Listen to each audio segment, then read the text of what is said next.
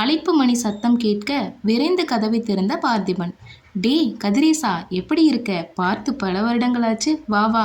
உள்ளே திரும்பி, கண்ணம்மா, நம்ம கதிரேசா வந்திருக்கான், அவனுக்கும் சேர்த்து காப்பி எடுத்துட்டு வா. வாடா கதிரேசா, வீட்டில் எல்லாரும் நலமா? சுட்டி பேரன் எப்படி இருக்கான்? பார்த்து ரொம்ப நாள் ஆச்சு. கேட்டவுடன் கண்ணில் நீர் கசிய அதை மறைத்த கதிரேசன் ஒன்றும் பேசாமல் இருக்கையில் சாய்ந்து, என்னடா ஆச்சு சொல்லுடா. அதற்குள்ள வெளியே விளையாடிக்கிட்டு இருந்த குமரன், தாத்தா வாயில மூக்குல புகவர பிஸ்கட் வந்திருக்கான், வந்து வாங்கி கொடுவா அப்படின்னு சொல்றான். அது என்னடா பிஸ்கட்டு? அது பேர் என்ன? நைட்ரஜன் பிஸ்கட் தாத்தா. பக்கத்து வீட்டு காத்தி அதை வாயில வைக்கிறான், உடனே வாயில மூக்குல புகை வருது.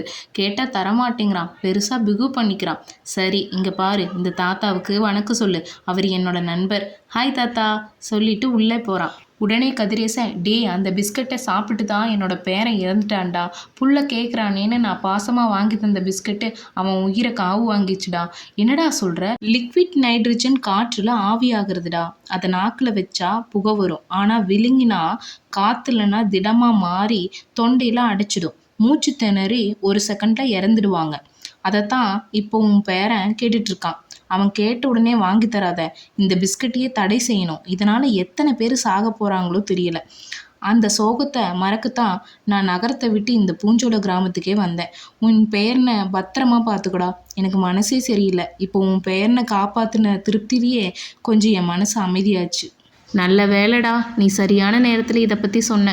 எனக்கு இதெல்லாம் தெரியாது. கடவுள் மாதிரி வந்திருக்க. நான் நாளைக்கே இதை பற்றி நோட்டீஸ் அடித்து ஆங்காங்கே ஒட்டி வைக்கிறேன். கொஞ்சம் விழிப்புணர்ச்சி வந்தால் போதும், யாரும் அந்த பிஸ்கட்டை வாங்க மாட்டாங்க.